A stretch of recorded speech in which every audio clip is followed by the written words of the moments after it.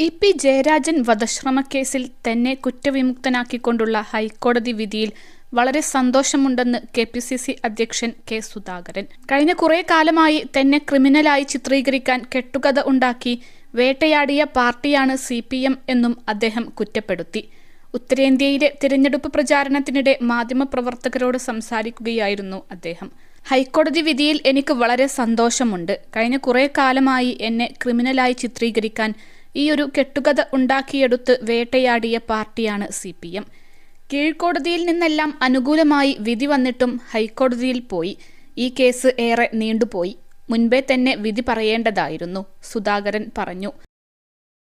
+2 degree കഴിഞ്ഞവർക്ക് world's first AR/VR class റൂമിലൂടെ smart phone engineer ആവാം. കൂടുതൽ അറിയാൻ വിളിക്കൂ ബ്രിഡ്കോ ആൻഡ് ബ്രിഡ്കോ. എന്റെ തലയ്ക്ക് മുകളിൽ വാള് കെട്ടിത്തൂക്കിയതുപോലെയായിരുന്നു ഈ കേസ്.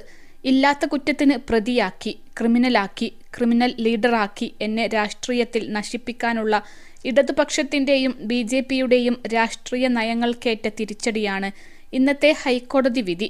എനിക്ക് ഒരു മോചനം കിട്ടിയ വിധിയാണ് ഇത്, അദ്ദേഹം തുടർന്നു.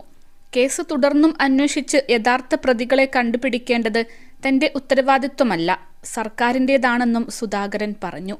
അപ്പീലുമായി സർക്കാർ സുപ്രീം കോടതിയിൽ പോകട്ടെ, പറ്റാവുന്ന രീതിയിലൊക്കെ താനും അവിടെ മത്സരിക്കാമെന്നും അദ്ദേഹം പറഞ്ഞു. ഇ.പി. ജയരാജനോട് എന്തെങ്കിലും പറയാനുണ്ടോ എന്ന മാധ്യമപ്രവർത്തകരുടെ ചോദ്യത്തിന് മറുപടിയായി പാവം ഇ.പി. എന്നായിരുന്നു സുധാകരന്റെ മറുപടി.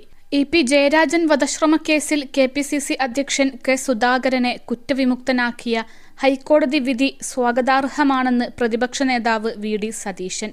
29 വർഷം മുൻപ് നടന്ന സംഭവത്തിൽ സുധാകരനെ രാഷ്ട്രീയ ലക്ഷ്യത്തോടെയാണ് CPM പ്രതിയാക്കി മാറ്റിയത്.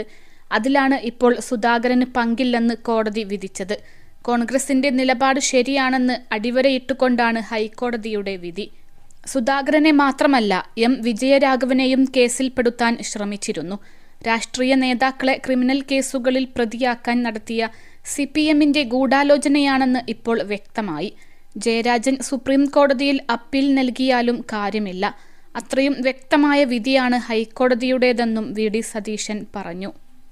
21 ലക്ഷത്തോളം സന്തുഷ്ടരായ ഉപഭോക്താക്കളും 2 ലക്ഷത്തോളം തിമിര ശസ്ത്രക്രിയകളും പൂർത്തിയാക്കിയ മലബാറിലെ ഏക കണ്ണാശുപത്രി ആൻസലാമ ഐ ഹോസ്പിറ്റൽ.